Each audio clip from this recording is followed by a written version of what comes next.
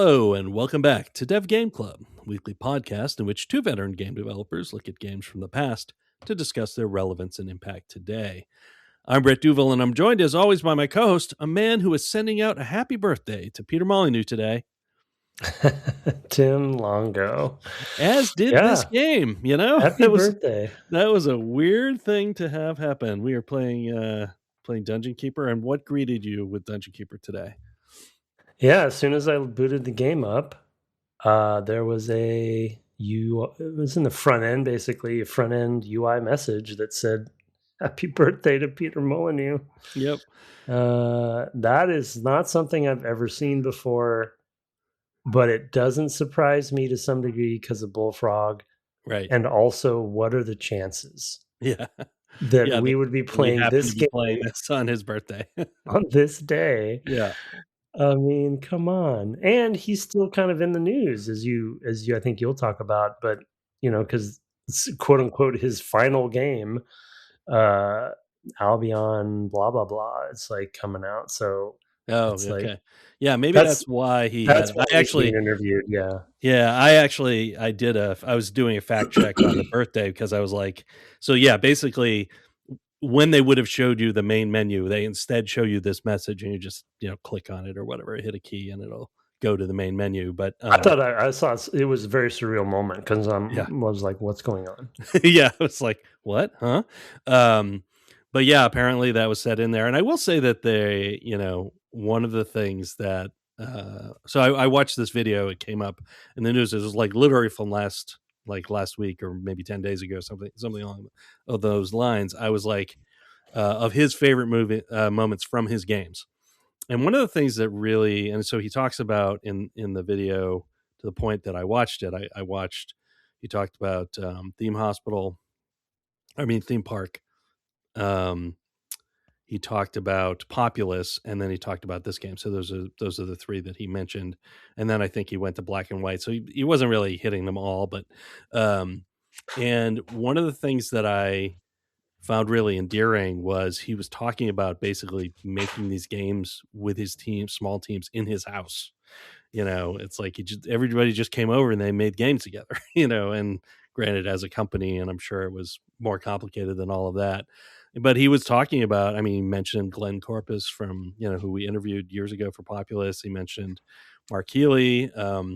His favorite thing about Dungeon Keeper was how far Mark Healy was willing to push the characters in terms of as far as taste would allow. I would arguably say beyond what taste would allow, but that's that's not what I was expecting. Yeah.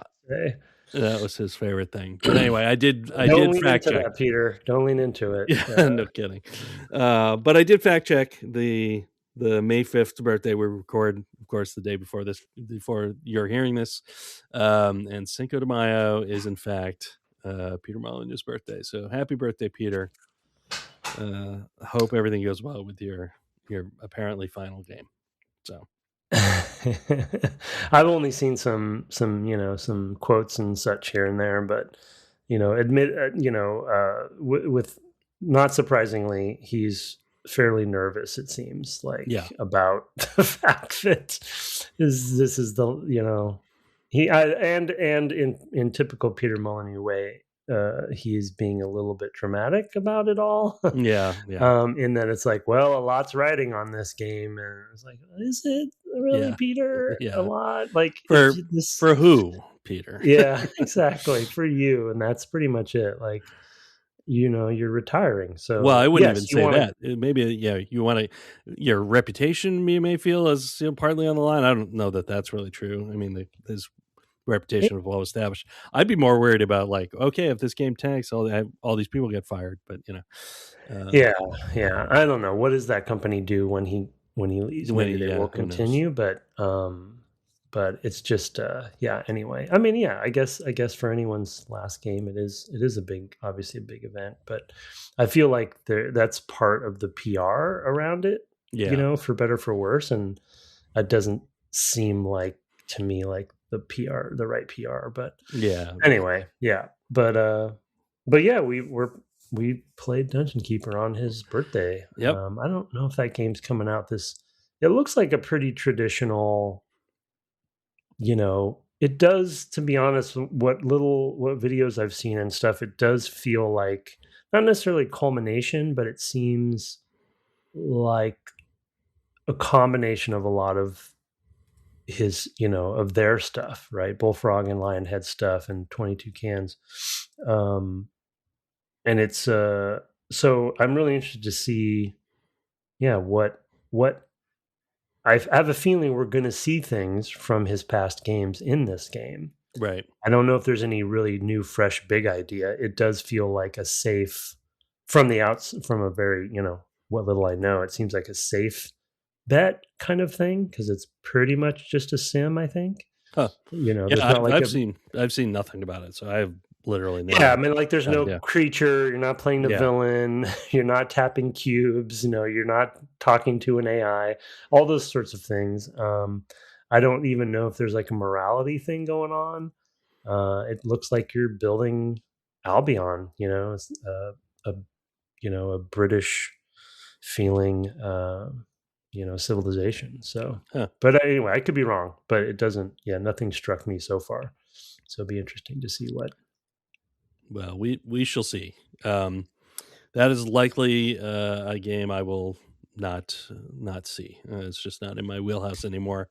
As it turns out, to turn back to Dungeon Keeper, neither is Dungeon Keeper really. I mean, I have enjoyed my time with it, but it is not a game that I can finish at this point. It just becomes too much for me to manage, and I feel like the campaign is sort of deliberate. Well, I don't know. It's punishing. I won't say it's deliberately punishing. I think it's very opaque. I got to the point today where I started a new mission, failed it once fairly quickly, tried it again, and was seeing failure coming again. Was like, yeah, I think I'm just done today. I don't see this any more of this happening. And especially after I know level 8 and level 9 both took me a lot of time to do. 8 in particular was the one that really took me a while to climb over. I did finish it the day the podcast came out last week, I think. I finally, with 2 more tries from a save point, so I wasn't starting over from scratch. I had tried something different and gotten to a point and saved and was like, okay, maybe from here I can do it. And it took me a couple tries from that point. So I think I had actually started over, but with that new save, because I ended up, it's like they give you this huge palette of rooms that you could use. And I don't really have a good sense of how to use any of the pieces strategically anymore. Which makes it very difficult. And each mission feels very different. So it's like, what will work this mission? It feels like you have to fail a mission a number of times before you even really understand what the challenge is going to be. So I gather this has also been your experience. Yeah. Leading question of the hour. Yeah. Before I get into where I ended up, just to follow up on what you just said, and it's something that I wanted to mention, but I don't think it's a big discussion topic. It's just there is the double-edged sword, 2 sides of the same coin, whatever metaphor we want to use, with the concept that the levels, especially kind of this mid-game area of the game, the levels are pretty distinct from each other. Mm-hmm. And I do really like that. And I like that they're memorable, as opposed to a lot of other strategy and real-time strategy games where, things kind of can blend together quite a bit because it's such a systemic game. So the scenarios are definitely stand out a little more. And in level 9's case, as I think I said last episode, I think that's a level I'll remember for a long time because it's so unique and interesting and caught me off guard in a fun way. But at the same time, the other side of that coin, like you were just saying, is that there's been no ramp up to these unique ideas when they throw a new concept of a level or mission or scenario at you. You just, like you said, you have to fail a lot to figure out what the quote unquote trick is. Yeah. Or what's the shtick of this level? And then you're like, okay, now I know enough about the systems to react, but you don't know until there's no description. Yeah. So it is really only through failure. And, this was an era when maybe that was more forgivable. But so to segue to my answer, I never got past 10. Yep. Level 10. I was I realized I said in pre-show probably 8 to 10 tries or, versions of starting over. And then I thought back to my save games. And it is 10 because I could see my first save and then my last save for level 10. And there are 10 of them. And so each time, so I feel like from last episode to this episode, I actually put in time, like a pretty good chunk of time, but it's only been on this one mission. And the only saving grace I would have is that the puzzle aspect of that level for me, and I don't know what I'm not seeing, because you sounds like you got past it. There is a puzzle, it's so what happens in the level, and I'll kind of go through a small storytelling session about what I've been doing. What happens in the level is specific enough to where it seems like, okay, this is the thing I have to overcome in a puzzly kind of way. So I do enjoy that. Like, okay, I'm going to try this. Okay, that didn't work. I'm going to try this. Okay, that didn't work, because I know what the AI is going to, sort of what they're going to do. And so what do I do to combat that, which is very different from level 9. Right. The scenario is very different. And even level 9, as you described last week, is much more of almost a dungeon crawl. I mean, it's sort of it's an explorative map with sort of like surprises, basically, I would say. It's like you happen upon like, oh, I dug away that gold and there was something behind there, kinds of moments, which have been in other maps. But there's also like, oh, I found a locked door. I'm going to have to knock down that locked door. What's going to be behind it? Maybe a wizard, maybe a trap, sorts of things were happening in 9, just to give some context. Yeah. And last episode, I was talking about this fourth subgenre that this game has that I hadn't brought up before, because I realized it while we were recording, that level in particular gives you much more of a dungeon crawly feel, as well as the RTS and the strategy and the sim. So there's or also tactic turn-based strategy, etc. Oh, builder, that's the one I forgot. The sort of builder mining kind of game. So that level had much more of that fourth subgenre, because I wouldn't say it was linear, but it was much more guided and focused, because I think almost all of a lot of the level was the rock, the indestructible rock stuff, right? Where you just carve that out to find the boundaries. But then level 10 is almost completely open. In fact, the area you start in is kind of a big ring around your dungeon heart, and it's all open. In fact, you don't even have to mine it. You just have to break through and find it. Yeah. And so you're kind of exposed. You break through anywhere in the around the dungeon heart. Any cube you break through takes you to this open field, basically, that is unclaimed. It's just snow, basically, it looks like. Yeah, and so you can build anywhere. You have to build anywhere, and there's no walls and stuff. So it's very weird in that regard, because up to this point, you usually have walls around your rooms. And I don't, critically, walls that you can reinforce. Yeah, good point. Yeah, so I did try to bottleneck at some point, but you can't build walls. So, but then what, the long and short of it is, from an AI perspective, is that, they have the same thing on their side, but in the middle is lava, and then in the middle of the lava is a little island with a bunch of gold on it. And they make their way toward that, and then they build bridges, and they eventually get to your open ring and attack. And the pacing that they do that at is very fast, in my experience. Yeah. And so building up, and more importantly, leveling up and researching up, is critical. And I just, I'd say the first 5 tries was very much, I'm going to play the game the way I know how to play it, and just try to be better at it, and be faster at it. Because I don't have a good strategy for defense like that yet, other than just being more powerful than them. but it's AI, and every time they attack, I am lower level than they are. Yeah. And I just have never been able to get a foothold. So then the next 5, when I was sort of like almost giving up, and then and so this doing sessions I did a couple more of those traditional sessions, and then after that I was like, okay, I got to experiment. And that leads to this episode.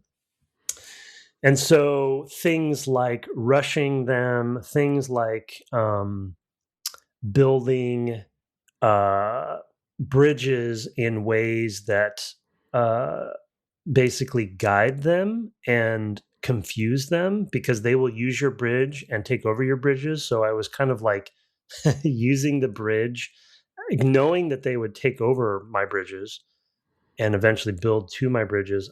I kind of made almost like a maze of bridges Oh, that's funny. for Yeah. them to circumvent, while just to buy me time while my things were leveling up.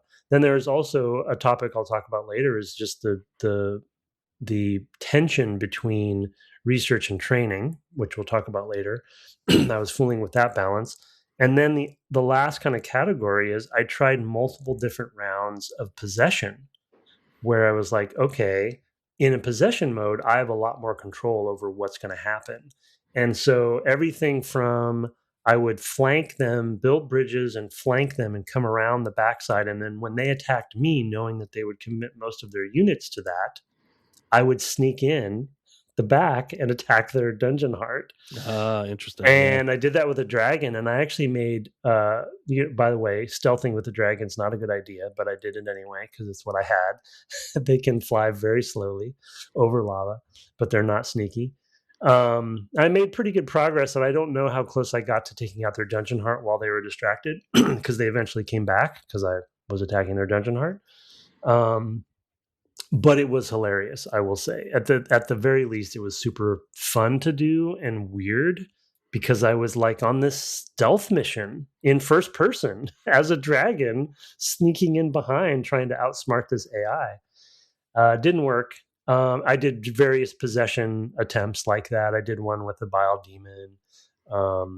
And then I did some direct approaches. I also did the rush attack strategy, where as soon as I got a dragon in the very early game, I just left and went for their and that one did much better than I thought it was going to do, but I was so fed up at that point, I wasn't going to attempt multiple tries of that strategy. But I have a feeling that could work, because what ended up happening is I took out a lot of their imps in the process and a lot of their level 1 units. And even though I didn't take the heart out and my dragon died, I think I disrupted them a lot. And so if I'd set up my base when my dragon left, possessed dragon left, my base wasn't really set up too well to kind of be autonomous. If I set it up well to be building on its own while I do this, I think I might get the upper hand on them, if that makes sense. It's like a Zerg rush. Right, the whole right. concept, importance of a Zerg rush is to disrupt the enemy, not to actually necessarily win, though that can happen. It's more of like, if you take out 2 of their builder units, they're sunk. They'll never catch up, So Right. the Zerg rushes are they're a catchphrase for a reason, and they're pretty dastardly. But so yeah, I never finished 10. Yeah. Despite trying. Well, my defeat of 10 starts with 9. Oh, transfer unit. Transfer creature.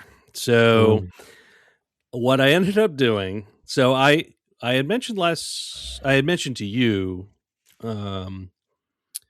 that, in playing 9, I discovered there were all these caves, and I was just sometimes I would just kind of let the level run for a while and let my imps do things and like pick them up and take more territory, going for the high score. And just kind of let it run and explore it more, find the rooms. Well, I did find in 9 that there was an increased level up on the very northern edge of the map in a totally like dungeon crawly area. And then I also discovered that there was a transfer creature. Yeah, and I got it too, but I just didn't use it well, right, I guess. Yeah, well, so what I did was I spent an hour exploring the temple and what combinations of units you would need to produce the horned demon. Oh no. So So what do you mean by you sacrifice units and the temple creates another unit? in the case of the horned demon, it does. So first Oh.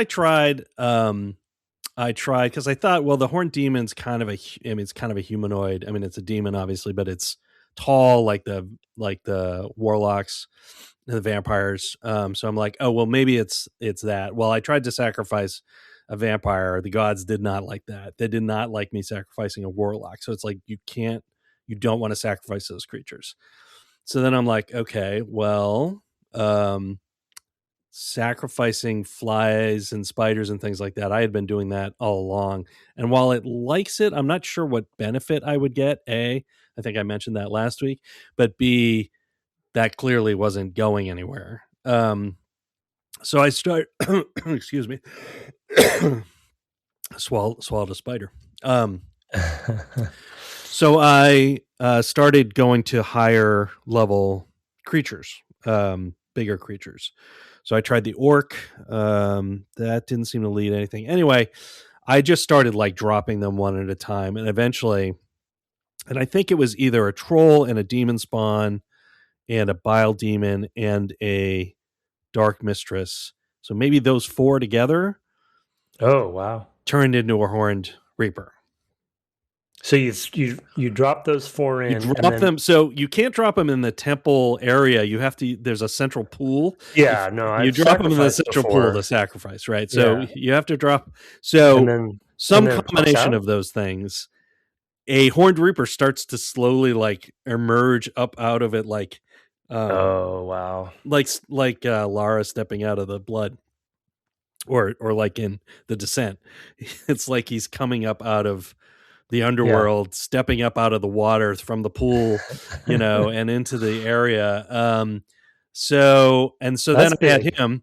I increased level because now I had him. I increased his level. I think he started at level. I might have dropped him in the training room first to just like, okay, go train while I figure out where these other things was. So I went and found the increased level. I think I hadn't yet claimed the territory where the transfer was, and I went and transferred him to the next level. So, I mean, this took a good hour. And what level was he at? I missed it. By the end, he was level 3. Okay. So then I start 10, and I have the horned demon, and I just broke through the gold to get to the lava and went straight for their base with possessing the horned reaper, and just went straight to the dungeon heart, killing anything in my way, and just like sat there and like click, and just swiped at the thing. Occasionally enemies would come in, they'd actually kind of get in my way, so I'd kill enemies in the dungeon heart, and I'm watching my health tick down, but he has got a lot of health. Yeah. And he, eventually I just took out the dungeon heart. So, I had tried 10 many times, and this is what I was like, you know what? I've got to come at this from another angle because I knew those things were there, because I had tried to transfer like a high level bile demon or something. And for whatever reason it didn't, because it was between saves. Like I had quit out of the game and come back. And so I actually never got my sort of free bile demon. I was like, well, maybe I'll go and see what I can do with something else. But having a bile demon wasn't all that helpful. So like you found, it was like, it's okay. I didn't have any dragons on 9, I don't think. So I just started experimenting with other things. I also thought about using the vampire. The problem with the vampires is that they don't get along well with the warlocks, so that those guys were killing each other. That's not mentioned in the manual, I don't think. It's a lot of stuff. It's like there's information that you would like to have, that you just don't have, and so it totally felt like a cheat, and it was the one time I possessed a creature in the whole game, and it did not feel like the way you were supposed to beat the level. But I don't know what I would have done otherwise. Well, I feel like as far as like playing in the traditional manner, I really feel like I was doing fine. I just don't know. So I was actually gonna propose that it actually. So I was looking. So the fact that I was using for just the list of the levels for that particular, I didn't really read much in the FAQ as far as like the strategies. But that particular level, I skimmed that strategy that this person who wrote the FAQ, this was just on GameFAQs, that this person used for 10 because I was just frustrated at that point, and they used the same strategy. Oh, no kidding. So I have a feeling. I'm wondering if this was meant to be. What if this level was meant to introduce the value of transfer creature? Wow. I mean, that thing was so hidden away. Yeah, but I mean, this level is so paced and built in such a way where because by the time I just don't know. I mean, just controlling your imps well enough to convert the territory quickly. You just can't. You can't. Yeah, it's too much micromanagement, and the game is not really designed for. Well, I mean, I never got to the hotkey level, which is what I think they call it, or what I call it at least. And everything does have a hotkey, so there is a world where you play this game with hotkeys and you're doing things very quickly. I would drop down treasure rooms because you had mentioned T, and I would use that as my way to get quickly around the map. Because of course it takes the imps time to bring the gold back to they have to go to the treasure room.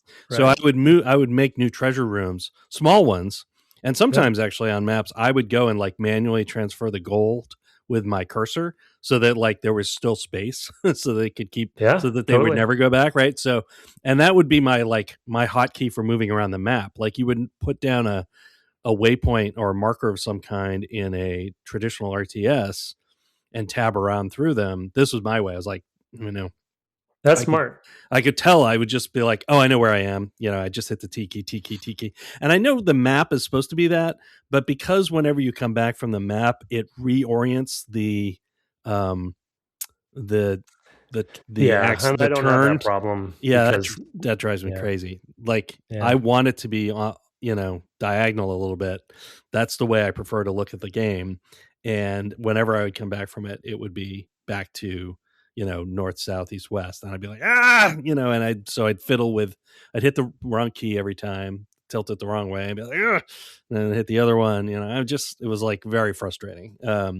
So I stopped using the map for that stuff, and I would occasionally use it because it would say you're under attack, and I'd be like, oh, okay, I have to go to that to actually see, because it's hard to get a good overview without that map. So a lot of issues there, but anyway. Well, I mean, that's good to know that it worked for you. I think that person said they used the horn demon or a vampire because vampires can fly, I guess. So they fly over the lava, and so can dragons, right? And when I stealthed my dragon in there, I just flew over the lava. Now, did you literally stealth it? Like, did you cast conceal on it? No, I didn't have conceal at the time, but by stealthing I mean going just kind of around, flanking them and going and waiting for them to leave. Essentially, I built. And I actually didn't need to do this, but I built a flanking bridge that went all the way down there. But they, those sorts of things are triggering the AI to do different behaviors, right? So when you even if you're trying to build a sneaky bridge, like they know the bridge is there, of course, and so when you connect it to their base, they're like, oh no, you're not, and because they now know they have a path to you, I assume. So you gotta, it's like you're playing the AI game, which you do in any RTS. There is, I wouldn't call it necessarily exploits, but once you understand how AI behaviors behave, how they're going to work, you do want to use them to your advantage when you're fighting AI, at least. So it's part of learning those games is it's even part of other, I mean, it's part of MMOs. Like I think of the pull radius or whatever in in something like, World of Warcraft, right? Right. I mean, these are things that you just kind of, as a player, that's part of the quote unquote game, like a board game. It's like, oh, it's just, those are the sort of the rules around, how this, Knowledge. yep. It's the knowledge. Knowledge matters. Yeah. Well, and some of the knowledge that you didn't have was the scavenger room, which Yeah. I actually Yeah. also tried, in one And of that's my introduced in many 10, attempts so I with wonder 10, if yeah. that's important too. Yeah, so I thought maybe it would be. The thing is, I think the enemy builds its units out so fast that it doesn't. So the way the scavenger room appears to work, from my, it's just like a paragraph, so it's not like there's a lot of information. But like, you can put a number of creatures in it of I guess any type, but I was doing it mostly of one type, and it's like it will convert enemy units of that type to your team, but only up to the level of the highest level of that unit type you've put there.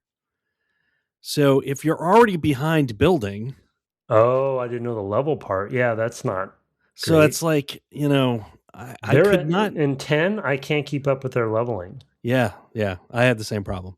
So I tried it as a strategy once. I even built it out a little bit more and made it a little bigger so I could put more units, because I'm not sure the manual's really clear on like how the distance works. I think that more units are in there, the further an effect will be. This is the vague sense I got, but this stuff is so vague. It was like, I built one. I built a couple times. I built one near my heart, mm, not knowing what it did, but I was like, well, I'm just going to build a yeah, but closer you've got to one. place units in it at Yeah, that I didn't point. know that, but Yeah. I'm wondering if because you do get the ability to build after you But find it. if you did that, yeah, I wonder if maybe you could like protect your heart by just converting the enemy Oh yeah, whatever's, right? build them all around. Like, yeah, yeah, So yeah, this is, or just like as a moat around the whole thing. yeah, exactly. Yeah, you that's know? interesting. Yeah. So there's Oh yeah, maybe ways I wonder to if try it. what if do they? Yeah, no, that I wouldn't be think the there's case. still the level problem. So it's still an issue. But like That's how maybe they balance it. you train up your bile demon. The first one you get, you make sure you keep smacking him, so he'll gain at an accelerated rate or whatever, and then eventually you just pop him in there as soon as you see the enemy coming, and maybe you get a win that way. I don't know, or the dragon. I don't know too if it works on multiple units. If you put multiple unit types in it, if it will do those multiple units, or if it only does one. I That do was also love that unclear. idea, though. I Yeah, mean, it's a neat yeah, idea. if it is a one for one or the level thing is interesting, yeah, I mean, It's just it like a lot actually is of this another. game is like not quite enough information in the manual Yeah, to make yeah, it super useful, and not enough feedback in the game to tell you what to do with the objects as you get them, right? So, y- I mean, you didn't even know what to do with this thing. You have to read the manual with this game, unfortunately. So, to yeah. even know. Well, and to be a little snarky, like I want to remind us too that this definitely is still very much the era of strategy guides. Oh yeah. And there was such a secondary cottage industry, not even cottage industry, a secondary industry about that. I mean, while we were developing games, at that Yeah. time, that was a big part of the business and a whole part of the process for closing a game and getting ready for the Marketing strategy would come to guide, you and talk to marketing. you. It'd be Yeah. actually, that was one thing I don't think we talked about with codes. I think it was in Mark's, rather, Mystery Dip's email last week that, he was asking about that, that guides and websites and stuff would have codes. Hmm. It was part of the push, right? And yeah, it was a whole thing. Yeah, it was another asset basically, that the publishers got money from too. So the cynical side of me is like, they knew that they were gonna, especially for strategy games, it was gonna be pretty critical, um, to have the strategy guide. So maybe they lean toward that, but I think it'll come up in one of my takeaways as far as like what I think was really happening in this case. Um, but yeah, it's pretty opaque game. So Yeah. it's hard to know how to, I mean, again, without just a lot of trial and error and seeing what works. And this level in particular was stress testing the game in a different way, and I just never figured it out. Yep, stress tested me enough that I tried it a few times. I was like, I'm not doing this for another 5 hours. I'm trying something different. So that was I my will, end run. So maybe I should segue to the possession really quick, because that's what your solution was. sure, But sure, I and I then we did, should talk about the research versus training yeah, trade-offs and things before we yeah, move and on. right, and that topic also, the scavenger room will relate to that too. That next topic, but just to close off the possession thing, because I think it's still such a funny. It sounds like Peter even agreed that it was a gimmick, but it's such a interesting novelty to me. And because in level 10, I resorted to trying some of those same tricks, and and that's what you ended up doing too. But some things to call out as I spent more time in it, because I guess because even in the strategy mode, everything is rendered out because it's a three-dimensional game. So the visual effects, the sprites, right, they all have a representation. So going into first person mode to see those same representations, as long as there's LODs and stuff, would, should translate fine. But then they also had to do the attacks. But some things that I didn't notice until I spent more time doing it, because I was trying to stealth in this game, which is so dumb, is they all are given a random name, Yep. unique names. Yeah, I saw that. B, they have health bars. They have leveling bars with their level that you see go up as they kill things. I had some of mine level up while I was doing these runs. So you can kind of play it like a dungeon crawler. As they level up, they get more health, and they have different bars that show the representation of each of their abilities. I didn't realize this, but at least in the dragon's case, as it levels up, it gets more abilities. Oh, Um, and so not whoa. just fire breathing, but other things, Wow. and additional health, I think. And each of these things has its own bar. And then of course you have the animations of its attacks, which are first person as well. And then the lighting changes. So like the mood of the game is totally different too, because they're using software rendered lighting. And so when I'm flying over the lava toward their base, it's really dark and spooky, Yeah. and like totally feeling totally different.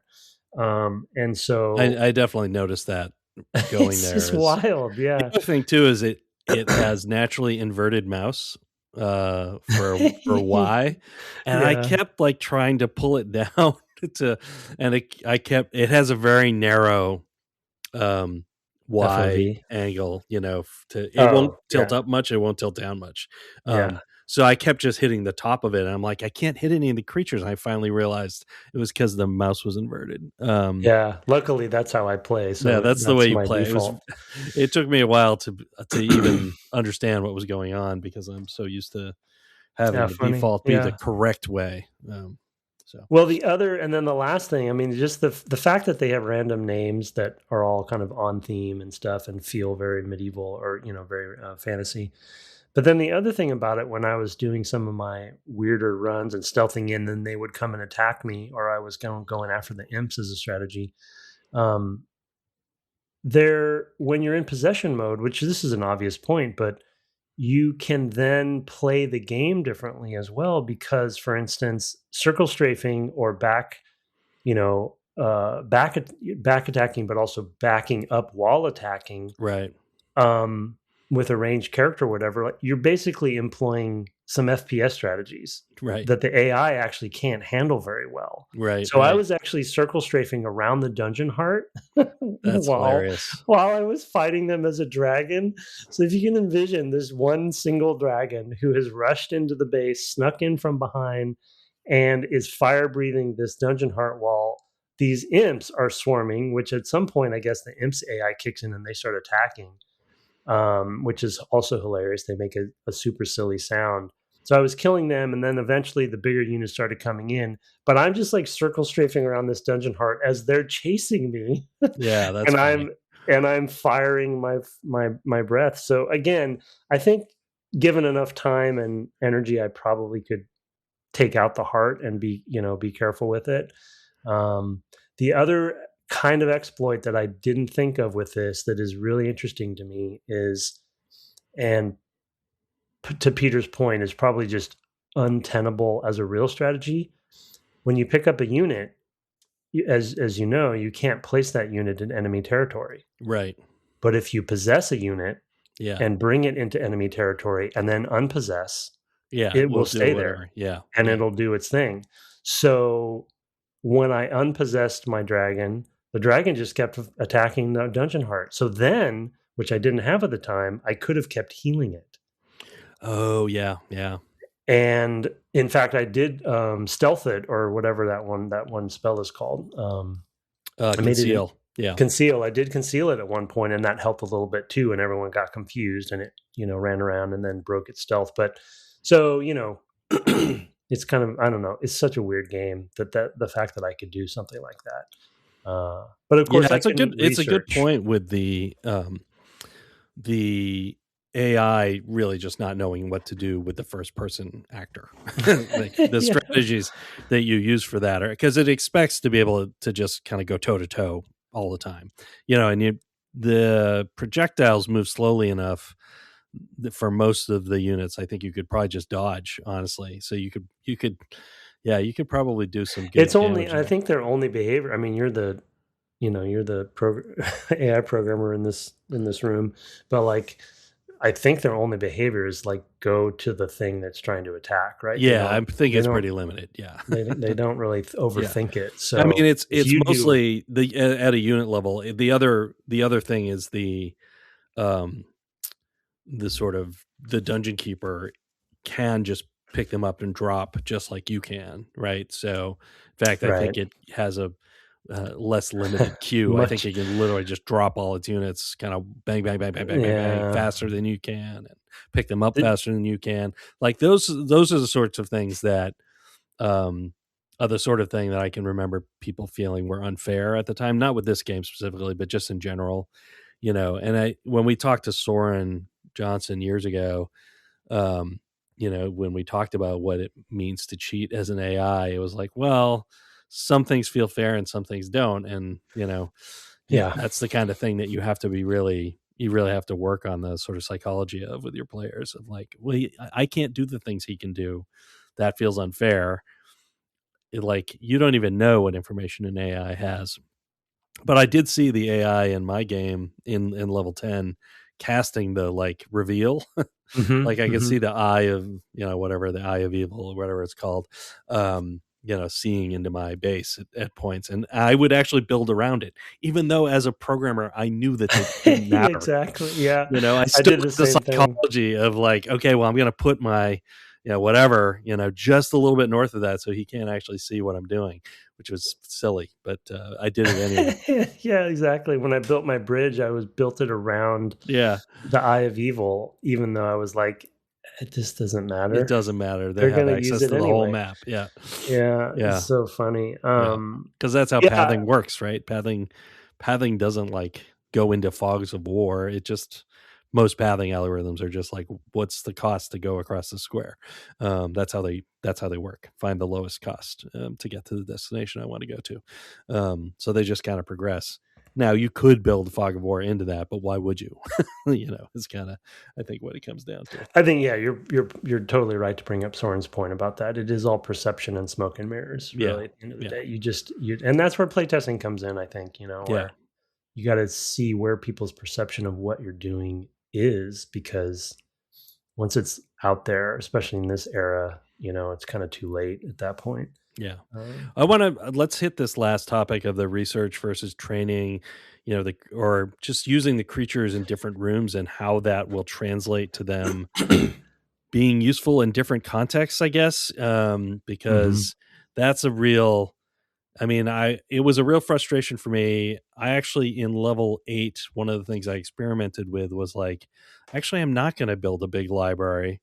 I'll just let them slowly research, and I will train other wizards, rather than, so that I have some wizards that are higher level when combat does start to happen. That was kind of another approach I took. And, It's like, oh, I will just not have a big library. I won't put them in there, or I'll make a bigger library, but it'll only have 1 or 2 warlocks, and then I'll put the rest in the training room because I need higher level ones. I mean, it's a tricky thing, and especially in a unit constrained game, because you don't have a lot of direct control over what units you have. It's based on what rooms you build.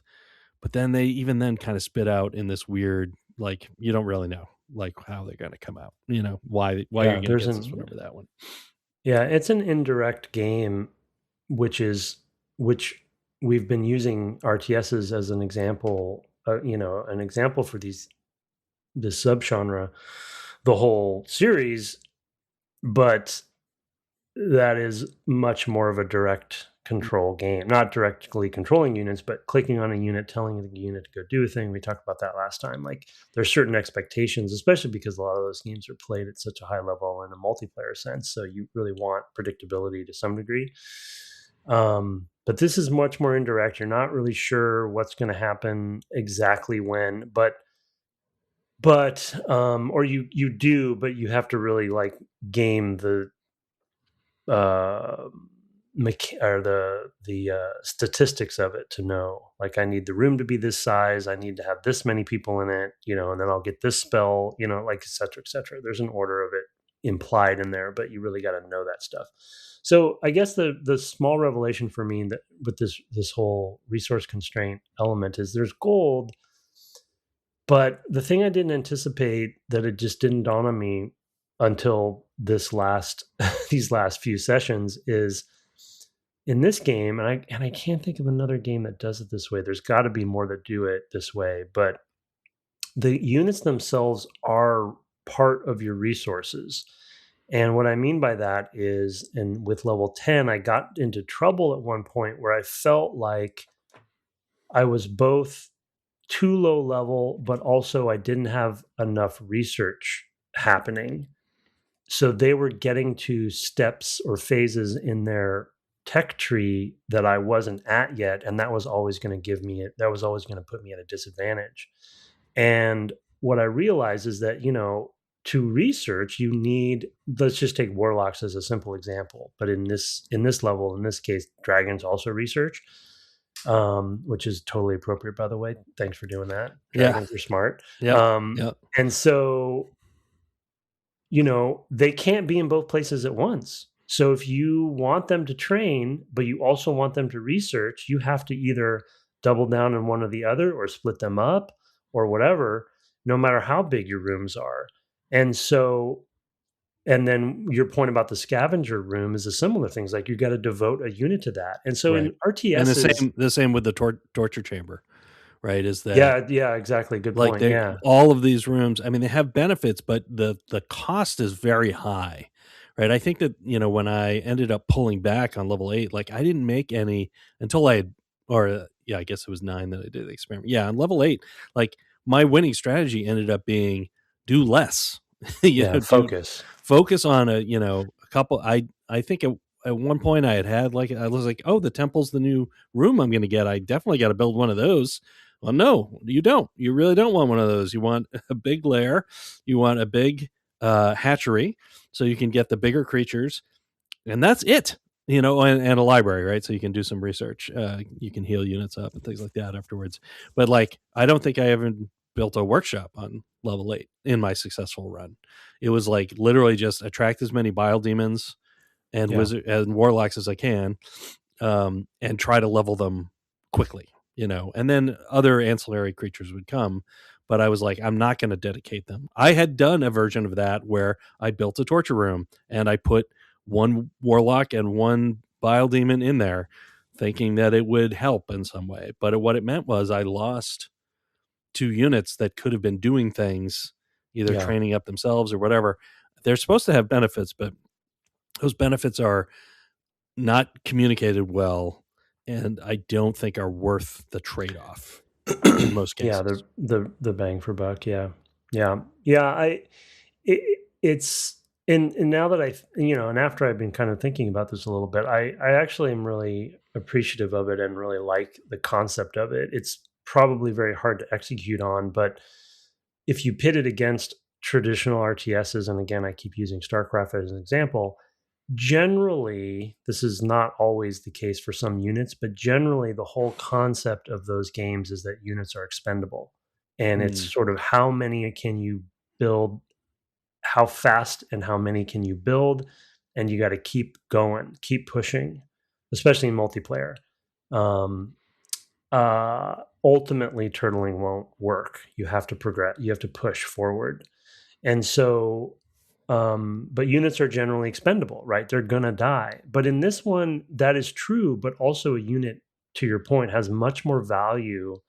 And now that they're also essentially a resource, and that if I want to research more quickly, I can put them in there, but they're not going to be training up and leveling up. So it's just really fascinating to me that this, and then to your point, there's other, and then I guess barracks would be similar. yeah. There's that's a general concept for this game that maybe is in Black and White or other games that they've done, and I don't know if they were the ones that sort of coined this approach, but units have a different role to play in this game that I didn't think of earlier. And so I ran in level 10, I ran into that where I was like, they're coming in, I'm too low level.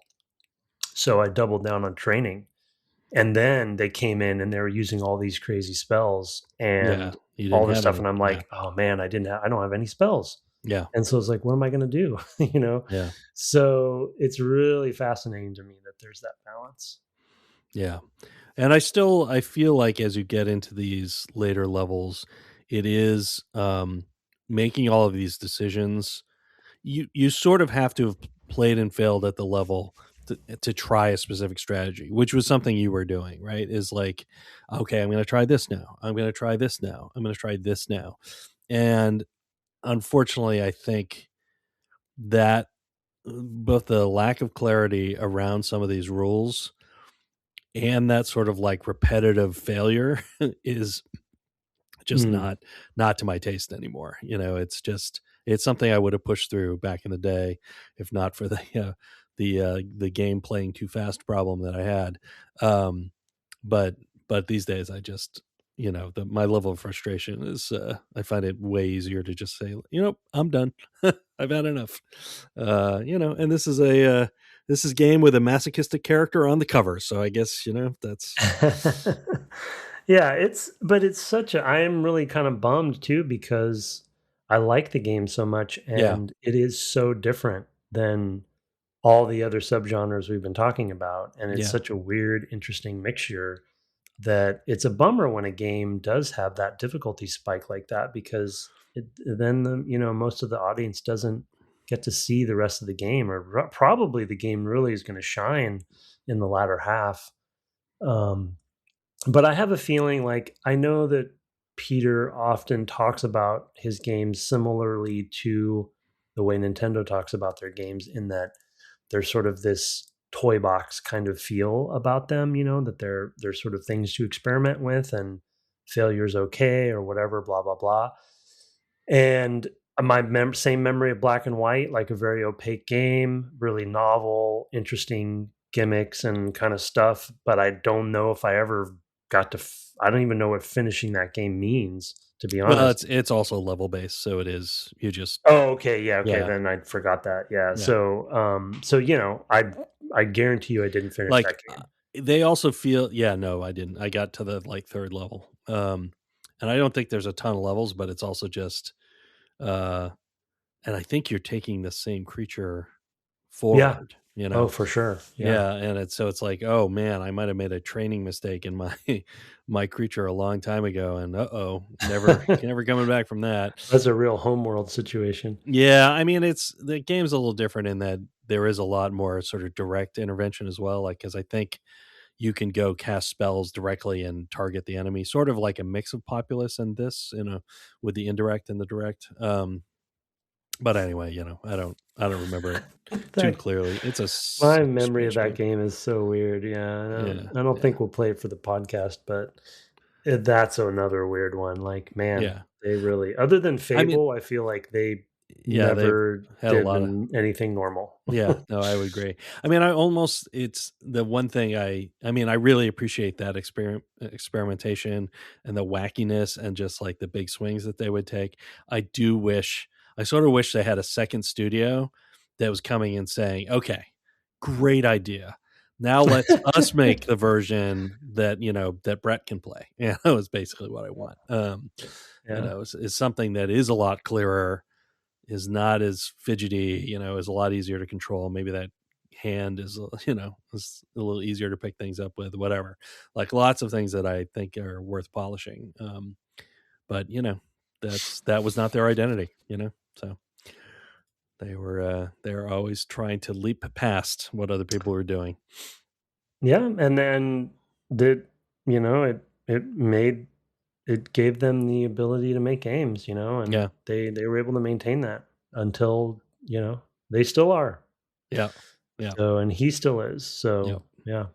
No, good for them. All right, well let's turn here at the end to our takeaways. I expect some overlap. I always take a little private bet before the show on how much we're going to overlap. We'll see how it goes here, but take it away with your takeaways. In no particular order, this one, which I'm sure we have something similar, both of us have something similar. I put it down as not constrained by genres. Mm, But what I guess I really should have put down was just merging genres, subgenres, and thinking of ways to, like, one, arguably they created or were one of the ones that created when it comes to the populist lineage, but then taking the concept of, of mining and building, and like we said, and the strategy sim aspect of it, and then the RTS aspect of it, and then the, maybe a little bit of dungeon crawling. But it just kind of, for me, it was a takeaway of reminding me that, at the end of the day, which we talk about ad nauseum on the podcast, like at the end of the day, even in these early days, you can see the um, the influences of other genres, right, in games when people are being inspired by different things, right? Who right. knows what they played to inspire them to make this game? It was coming from someplace, and either in video games or otherwise. And so, how people weave together, different subgenres, and choosing not to be constrained by games of the time, like StarCraft or maybe Warcraft would have been the better. It's like, Right. Peter Yeah. Molyneux probably played and knew very well what Warcraft was, and chose not to make that. Um, and they went in a different direction. So, but they still had aspects of it that probably crept in. So Yeah. that's my first one. Yeah, I have it. It wasn't my first one, but I had it as good genre mix with lots of potential. Like Yeah. I said, it feels like this, you know, establishes a I don't know, they just question any assumption, I think, about um what's allowed to be in a game. And, I think it's I actually think a lot of the level design comes out of that same question. It's like we pointed out, sometimes it's kind of more dungeon crawlery, like having this level where everything was open, just kind of had to be claimed. I was like, oh my god, like total switch up, this far into the game of how it Yeah. felt to play, and it took out. I mean, there was still the mining, and there are other issues there, but um, fundamentally it's like, well, there's a lot of legs here. There's like they're coming up with fresh ideas, constantly. It was something I worried about early on because the first few levels were very much like, you know, build, train, Mm. repeat, right? And then I was like, I remember saying in an early episode, like, I'm a little worried that the early game's always going to be the same. And by the end, Hmm. I'm like, man, I wish there were more levels that were a little more the same. so I could learn how to do them. Like I could learn what they're trying to teach me about how to play. So I think the potential is there. That's why I say that. But I do think, as I mentioned in the main show, that there's something missing to make that potential fully realized. But it is a great mix of stuff. These are all fun things to do, and they turns out they taste great together. It is the Chex mix of video game design. So Yeah, that's a good analogy. Yeah, I love Chex Mix. That's right. You throw some peanuts in there, some pretzels, and of course your roasted Chex. I mean, it's all good. Anyway, Yeah, oof, I your want second some of takeaway. those. I haven't had that stuff in years. Yeah, my second one is a holistic approach to a theme, and that's obviously the villain theme, and double downing on that and doing it in a holistic manner, like I think we talked about on one of the episodes, just even down to UI design, VO obviously, and just like all the aspects were really focusing around this concept of a theme that they really, yeah, committed to, and you know, at a time when the Diablos, I guess it was the same year, right? We figured that out, but um, was it the same No, year? I think Anyway, Diablo was 96. okay, yeah. And I So, think but anyway, StarCraft was 98. there's just a lot, there were a lot of RPG, hero based RPG stuff coming out, and for them to kind of take a 180 and what we're going to do, we're going to play the other perspective on this, and we've talked about it in the front end level selection screen where goes so far as to present it from the perspective of the dungeon keeper Yeah. looking down over this land with a disembodied narrator talking to you. I guess that's not you. Oh, I forgot to mention, as a quick aside, did you start noticing that the VO from the other dungeon keeper? Oh yeah. Yeah, that's Yeah. hilarious because Taunting he's you. taunting you the whole Yeah, the time. Yeah. worst. I hate that So enemy dungeon keeper. yeah. Oh, Curse he's that good at guy. taunting you. My dungeon's Oh, better than your yeah, dungeon. he was the worst. I hated him so much. Yeah, I do have one that's kind of similar. It is turning things on their heads. I think questioning the underlying assumption about anything we do in games is always a good thing to revisit from time to time. And here, whether it's being the bad dungeon master or being this creating this evil base filled with evil minions and traps and all that stuff, whatever it is, the idea that you can just, what, I'm going to turn this all on its head and do something different is a great thing to do, and it sometimes leads you to someplace fresh. And I think we actually that sort of questioning your assumptions about what will appeal to players is also something that we've mentioned him already, but I think Soren Johnson, when we interviewed him, also mentioned that. It was, I think, for him a thing he was thinking about with his next project at that point. So it's something that this is not the only team that does that, but here, I mean, a lot of that happens in the framing, but it worked really well, and it's yeah, it sometimes feels good to be the bad guy.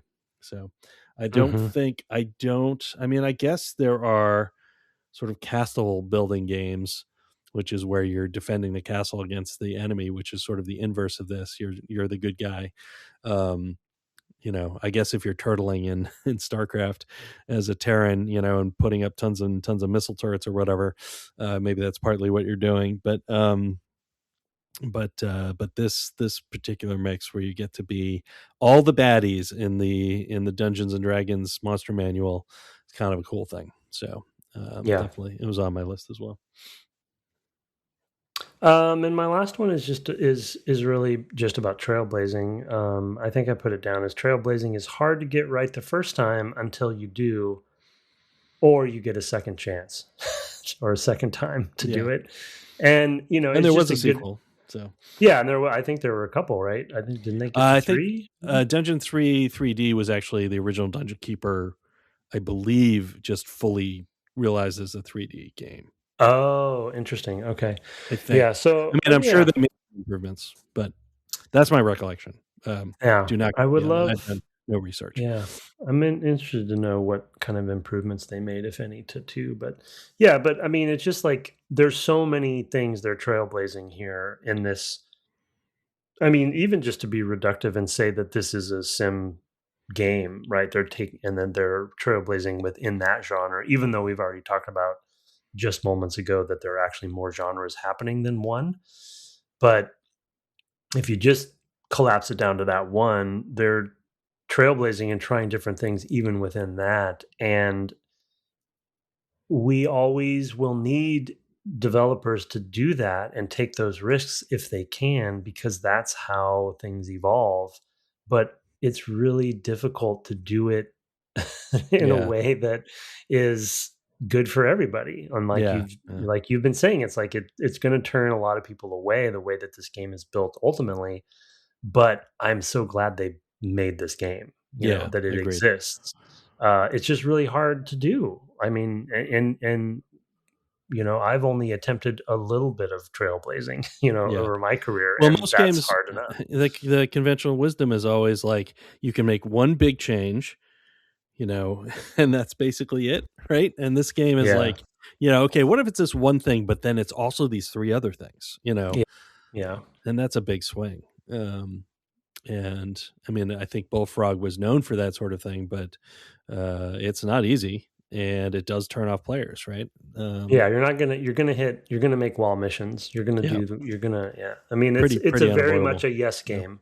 yeah, yeah, for But sure. what comes with that is, imbalances and a lot of different wall missions and a lot of different opacity that players are going to bounce that, unfortunately players are going to bounce off of. They got to make a sequel, so it must have done well enough. Yeah, But I have a sneaking suspicion, and I think this is probably the case for most of Molyneux's games. I have a sneaking suspicion that most people did not finish this game. Like yeah, a large majority did not yeah, finish yeah. this game. I think that's probably true of a lot of his games. I agree. Um, like I don't think we finished Populous. My recollection. I think you. No, Yeah. that seems like, yeah, that was a, Like yeah, there's a lot two. of the way that thing was structured was like there were a lot of levels, but you jump a number of levels based on how well you did or something like that. So like there were Yeah, 100 that levels, was a but you weird. would skip by like 3 or 4 or something like that, depending on how well you did. It was a fairly Playing weird that game game. for the podcast is, to me right now, a fever dream. Like, Yeah. I'm not even sure what happened. Yeah. What a It's like, weird game. yeah. They all are. Anyway, so we actually overlapped on 2 that I didn't expect we'd overlap on both of those, because I thought we would overlap on this one. The third one I have is the audio design, which I Oh think is yeah, yeah, phenomenal. The very feedback good. here, they did really nail, and I paid more and more attention to it after discussing it with you. Yeah, no, Um, thanks for getting that one because I totally forgot. Yeah. yeah, and it did really, I think it was there in the sort of the back of my mind when I was playing it to begin with. At one point, I had turned the game down quite a bit. I can't remember why. I might have been waiting for a call or something. I just didn't want to miss. But but yeah, the amount of feedback that comes through it, the way you can hear what's going on, on the other sides of walls, how terrifying that can be in the early game, the early parts of like the early levels when you're like, there could come from anywhere. Oh no, go! I can hear them. They're digging here. Kind of fear. All of that stuff really combines really well, and of course the RTS kind of level of feedback that you mentioned was something I really started paying more attention to like help me pay attention to the right things at the right times. And that's all there. And I did not pay enough attention to it initially. I think it definitely helped me in the last couple of sessions of play to progress more quickly, or at least have a better grasp of where I was in my strategy. So all very very helpful and really well done. So Yeah, that's a good one. yeah, and a good mix, especially after Majora's Mask.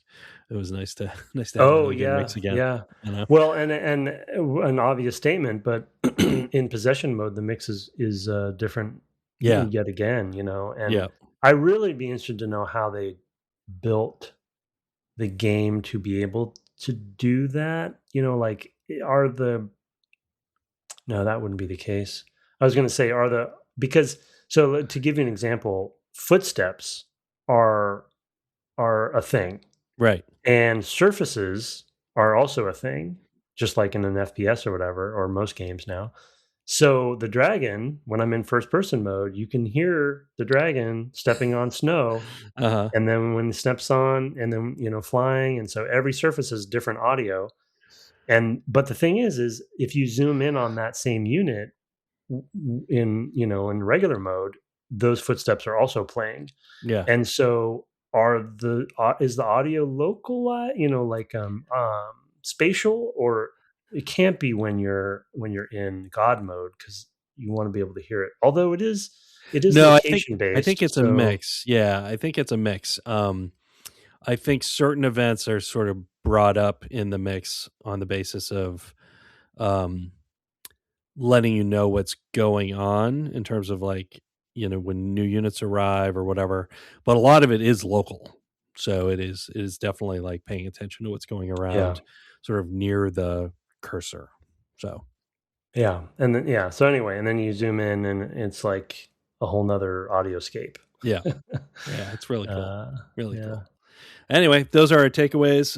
Any honorable mentions? I mean, I guess I got your honorable audio mention. Oh yeah, you got one that I didn't even put on. Yeah, so I'm glad you got that one. That's pretty important. Yeah. All right, cool. Well, that is Dungeon Keeper, and good fun. I actually have downloaded Evil Genius, which is one that I mentioned, I think in passing in a previous episode, because I am kind of curious to see what another team did with what I think is a similar mix of systems. So I may give that a try. So I won't finish this one, but I'm inspired to try a different one. So that's a recommendation in and of itself. Anyway, we love to get your reviews and email. I get the Apple reviews. If you put them somewhere else, we'd love to hear from you. And the email, of course, is devgameclub@gmail.com.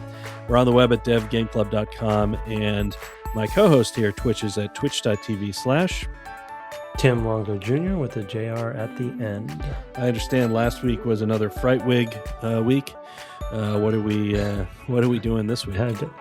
Yeah, just as you were doing the outro, I was like, I have no idea again. So he's gonna ask me. I don't know. Yeah, okay. I will have to figure it out. I don't have a current plan other than the Spelunky Daily, which is short-lived. Yeah, but that covers a good 3 minutes of your.